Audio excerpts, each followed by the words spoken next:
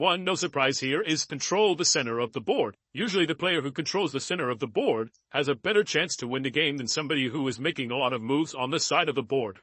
Principle number 2 is develop your pieces quickly. Developing your pieces just means moving your knights and bishops off of the back rank. So knight here, and then getting your bishops out.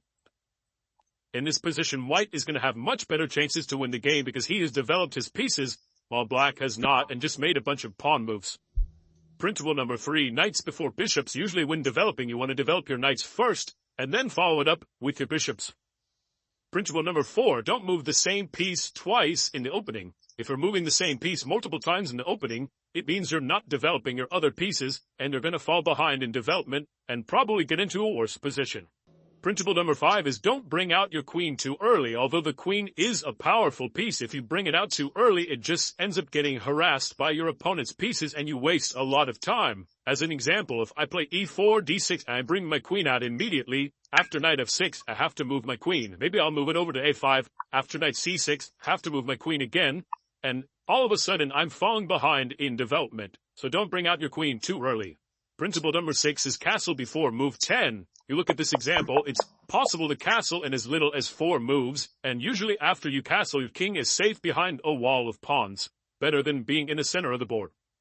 Principle number 7 is connect your rooks. So after you've developed your pieces and you've castled, you can simply move your queen up, and now your rooks are connected. This is beneficial because your rooks protect each other, they can help each other, and they also have easy access to go to whatever file you need them to, which is going to be most beneficial for you.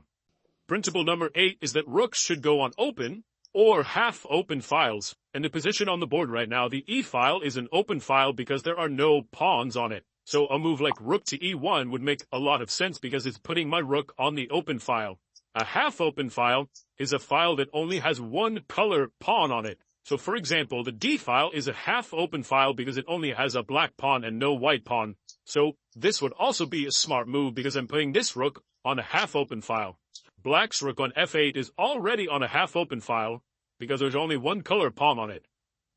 Principle number 9, knights on the rim are grim. You can see in this position how black's knight is very effective, covering a lot of important squares in the center, and my knight on the side is not doing as much. It only covers a few squares. So keeping your knights towards the center of the board is better than putting them on the side. Principle number 10, try to avoid doubled pawns. In this position, if black captures my knight and I recapture with this pawn, I've created a set of doubled pawns. Doubled pawns are when one pawn is on the same file as another pawn. This is usually a disadvantage because this guy's blocked by this guy, so he can't move. And also, they can't help each other and defend each other if they needed to. It's very easy for me to move this pawn up and it's defended by this one, or to move this one up and it's defended by this one. You can't do that with doubled pawns. So usually you want to try to avoid those. Principle number 11 is try to avoid isolated pawns. Isolated pawns are pawns that have no pawns on the adjacent files. So this A pawn is an isolated pawn because there's no pawns of the same color on the file right next to it. And these double pawns on C2 and C3 happen to be double isolated pawns because, again, there are no white pawns on either side of them. So isolated pawns and double isolated pawns are particularly weak, and they can't help each other like connected pawns can. Principle number 12, try to avoid backward pawns. In this position, if black plays pawn to C4, he's created a backward pawn on D5. A backward pawn means that all of the pawns on the adjacent files have been pushed in front of that pawn and can therefore no longer help protect it.